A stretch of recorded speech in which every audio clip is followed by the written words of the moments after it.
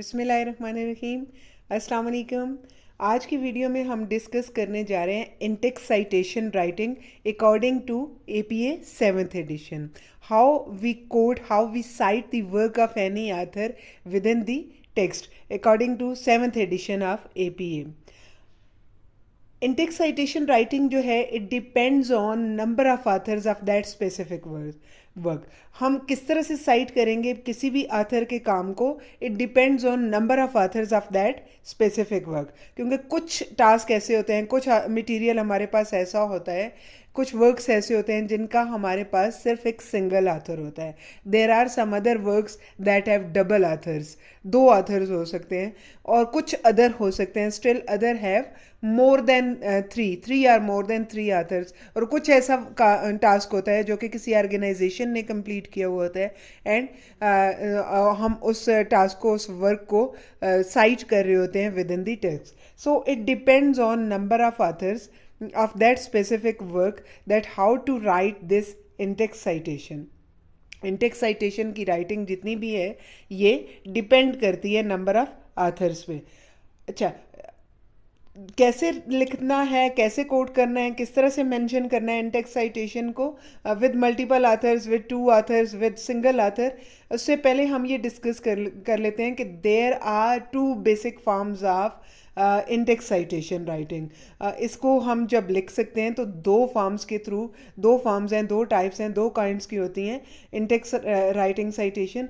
First one is known as parenthetical citation and second one is narrative citation. Parenthetical citation includes the name of author name होगा इसमें, and date of that specific work within the parenthesis. अब difference क्या है इन दोनों में? Narrative citation क्या करती है? Author name is mentioned in the text as part of that text and the year of work is written in parenthesis. अब दोनों का जो डिफरेंस है ये मैं आपको एग्जाम्पल्स के साथ क्लैरिफाई करती हूँ। दोनों में डिफरेंस ये है कि जो ऑथर का लास्ट नेम है और जो उसकी डेट होती है वाइल यूजिंग पैरेंथेटिकल साइटेशन, इसको हम विद इन पैरेंथेसिस लिखते हैं, जबकि नैरेटिव साइटेशन में ऑथर नेम को टेक्स्ट के अंदर पार्ट ऑफ दैट टेक्स्ट के तौर पे मेंशन किया जाता है और उसकी जो डेट होती है उस टेक्स्ट की, सॉरी उस इंफॉर्मेशन की, उस मटेरियल की, उस डेट को पैरेंथेसिस के अंदर मेंशन किया जाता है। एग्जाम्पल्स के साथ मैं आपको क्लैरिफाई कर देती हूँ इस डिफरेंस को। For example, when we are citing the work, any work with just single author, जिसका सिर्फ एक ऑथर होता है, तो उसमें क्या होता है, उसको हम कैसे मेंशन करेंगे साइटेशन में? वो क्या होगा? Just last name of the author, we have to write down last name of the author, then comma and then year of work। तीन चीज़ें हमने मेंशन करनी है, with in parenthesis, last name of author, comma and year of that work. ठीक है, तो ये हम साइट करना है विद इन, जब आप टेक्स्ट के अंदर एक चीज़ साइट कर रहे होते हो, किसी वर्क को साइट कर रहे हो, तो with just only work with one author, specific एक सिंगल आथर के साथ आप किसी के काम को साइट कर रहे हो। अब यहाँ पे मैं आपको डिफरेंस क्लियर करती हूँ नैरेटिव साइटेशन का भी और पैरेंथेटिकल साइटेशन का भी।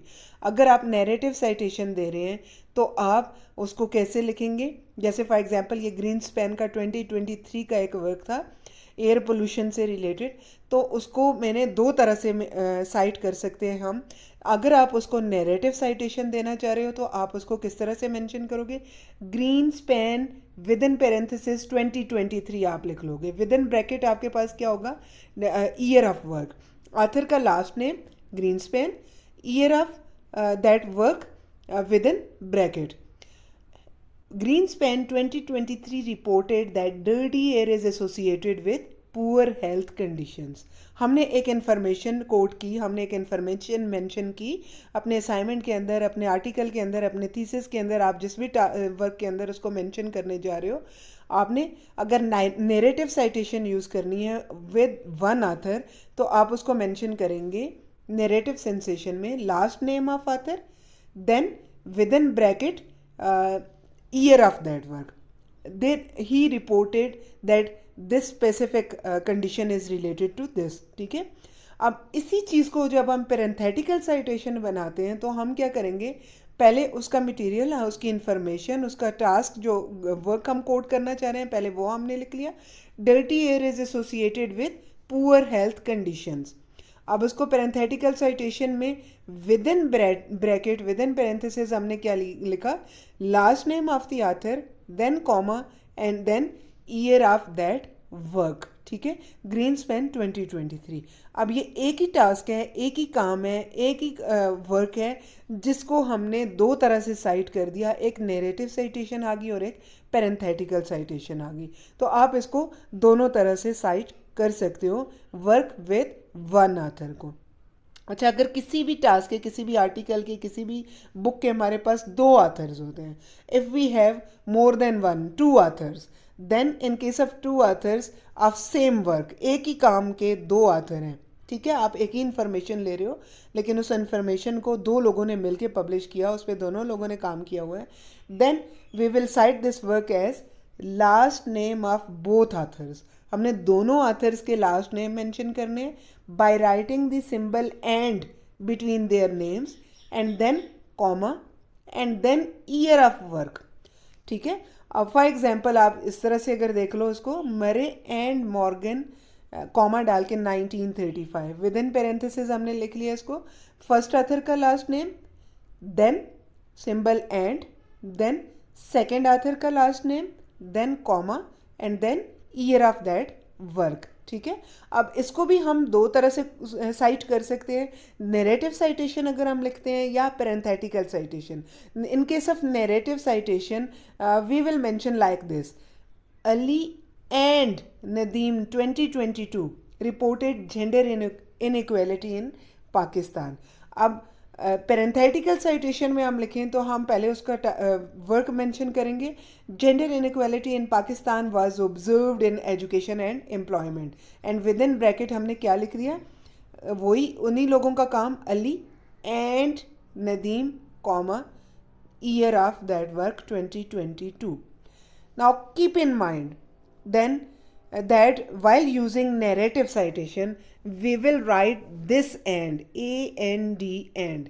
अब इस चीज़ को अपने माइंड में रखना है, नैरेटिव साइटेशन अगर हम मेंशन कर रहे हैं तो दोनों ऑथर्स के लास्ट नेम के दरमियान हम and लिखेंगे, और अगर ब्रैकेट्स के अंदर क्या होगा, सिर्फ ईयर ऑफ वर्क। ठीक है, और अगर हम पेरेंथेटिकल साइटेशन मेंशन कर रहे हैं then we will use this symbol of and. ठीक है, हम ये सिंबल मेंशन करेंगे, last name of both authors and within parenthesis these names, then comma is again added and work of that specific work, year of that specific work. Now in case of 3 or more authors, अगर किसी भी काम के, किसी भी task के, किसी भी वर्क के 3 ऑथर्स हैं या उससे ज़्यादा हैं, 3 or more, the in-text citation will be last name of first author, just first author, then we use et al, हमने मेंशन करना है et al, et al के बाद dot, full stop and then comma. et al means, et al एक Latin word है, उसकी एक शॉर्ट फॉर्म है et al, which means and others, and others is the meaning of et al। et al के बाद हमने क्या करना है, comma and then year of that work. ठीक है, जस्ट लाइक दिस। ठीक है, अब इसको भी 3 or more ऑथर्स को जब हम मेंशन करें, in case of narrative citation, अगर हम नैरेटिव साइटेशन दे रहे हैं then again Ali et al, Ali and others, et al means and others, Ali and others, within parenthesis हमने इसका ईयर लिख लिया, reported gender inequality in Pakistan. While in case of parenthetical citation, gender inequality in Pakistan was observed in education and employment, within parenthesis हमने दे दिया Ali et al, comma 2022, that is year of this work. This is how to cite the work of any work with 3 or more authors. Now in case of organization or group authors, in-text citation will be written as first time full name, with an abbreviation, full name भी मेंशन करना है, उसके साथ उसकी abbreviation भी mention करनी है, then comma, then year of work.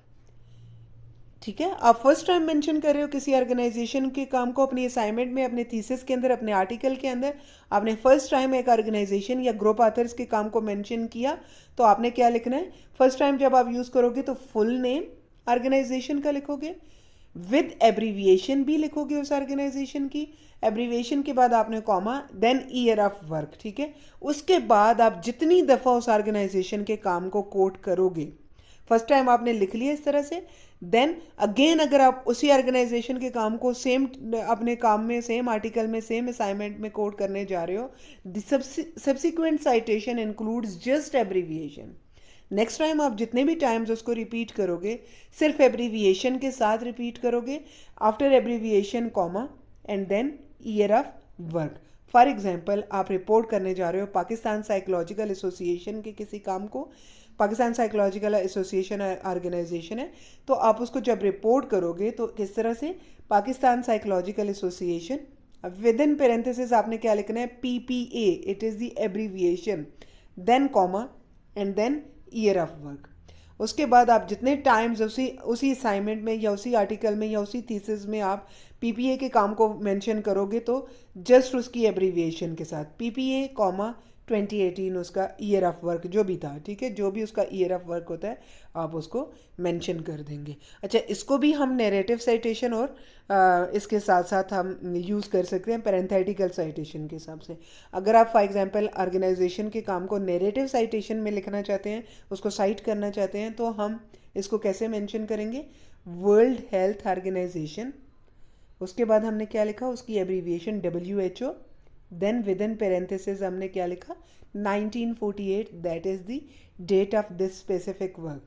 World health organization WHO 1948 defines health as complete mental, physical and social wellbeing. ठीक है, ये नैरेटिव साइटेशन लिखने का स्टाइल हो गया। इसी चीज़ को अगर आप पैरेंथेटिकल साइटेशन में लिख रहे हो तो then health is complete mental, physical and social wellbeing.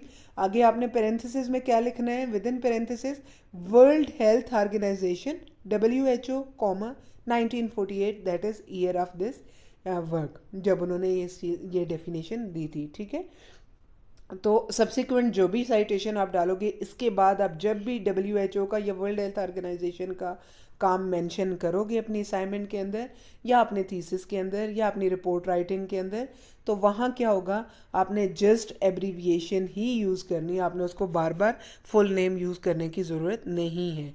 ठीक है, तो वहाँ हम उसकी एब्रीविएशन यूज़ करेंगे। आप नैरेटिव साइटेशन यूज़ करना चाहते हो तो उस तरह से, अगर आप पैरेंथेटिकल साइटेशन यूज़ करना चाहते हो तो इस तरह से। ठीक है, तो दोनों का डिफरेंस मैंने आपको क्लियर कर दिया। अब ये डिफरेंस एक टेबल के थ्रू भी मैंने आपको क्लैरिफाई करने की कोशिश की है, पैरेंथेटिकल वर्सेस नैरेटिव साइटेशन, इनमें डिफरेंस क्या होता है, नंबर ऑफ़ ऑथर्स कितने हैं डिपेंड करता है, उसके लिए ऑथर्स के लिए नैरेटिव साइटेशन क्या होगी और पैरेंथेटिकल साइटेशन क्या होगी। If number of author is 1, then you will write narrative citation just like this, last name of the author, then within bracket आपने year of that work लिख दिया। उसी को आपने पैरेंथेटिकल में मेंशन करना है, जब तो ब्रैकेट स्टार्ट में आ जाएगा, name comma date within bracket हो जाएगा। if you are citing the work of 2 authors, then you will use this type of citation while using narrative citation, Murray and Morgan within bracket 1935, keeping in mind A and D and। ठीक है, narrative citation में full form use होती है A and D and की। Parenthetical citation हम जब use करेंगे तो विद इन ब्रैकेट हमने लिखना है मरे and Morgan 1935 by keeping in mind on this symbol. ठीक है, अब आपका जो सिंबल, ये जो वर्ड है एंड, ये रिप्लेस हो जाएगा इस सिंबल के साथ पैरेंथेटिकल साइटेशन में। इन केस ऑफ 3 और मोर ऑथर्स, मरे एट ऑल, उसके बाद विद इन पैरेंथेसिस 1935, और जब पैरेंथेटिकल साइटेशन देंगे तो मरे at all comma 1935। In case of group और ऑर्गेनाइजेशन, फर्स्ट टाइम हम कैसे मेंशन करेंगे, वर्ल्ड हेल्थ ऑर्गेनाइजेशन, उसकी एब्रीविएशन और उसकी जो डेट है विद इन पैरेंथेसिस। और पेरेंथेटिकल साइटेशन में आप विद इन पेरेंथेसिस क्या दोगे, world health organization, abbreviation, then comma, then year of work. अब इसी ग्रुप ऑर्गेनाइजेशन को आपने ये फर्स्ट टाइम यूज़ किया तो आपने ये वाली साइटेशन यूज़ की। इसी की जो सब्सिक्वेंट साइटेशन आप यूज़ करोगे, जब नेक्स्ट टाइम आप यूज़ करोगे, जितने भी दफ़ा आप यूज़ कर रहे हो इसी ग्रुप ऑर्गेनाइजेशन को, तो आपने उसको साइट करना है नैरेटिव साइटेशन यूज़ करते हुए, just like this, WHO with in bracket 2020। और अगर आप पेरेंथेटिकल साइटेशन दे रहे हो तो WHO, 2020 year of that work. Is it clear to you? I hope मैंने आपको इसको फुली क्लियर अंडरस्टैंडेबल बना दिया है। विद एग्जांपल्स भी मैंने आपको क्लैरिफाई किया और टेबल बना के भी मैंने क्लैरिफाई करने की कोशिश की है। फिर भी अगर कोई भी डिफ़िकल्टी होती है, कोई भी कन्फ्यूजन है, then you can ask. Thank you so much.